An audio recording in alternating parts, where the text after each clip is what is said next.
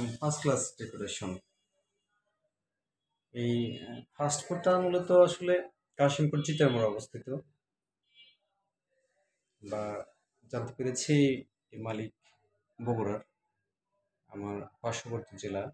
যিনি মালিক তিনি বগুড়া জেলার, আমার সিরাজগঞ্জ জেলা। এটা কেয়ার ফুড ফুড ভিলেজ। এক কথায় অসাম ডেকোরেশন। আমি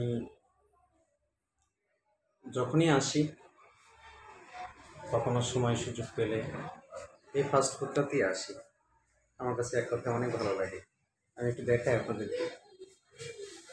অসাম, এক কথায় সুপার সনিক। নাইস। এখন বন্ধের উপক্রম, এই রুমটাতে লোক নেই।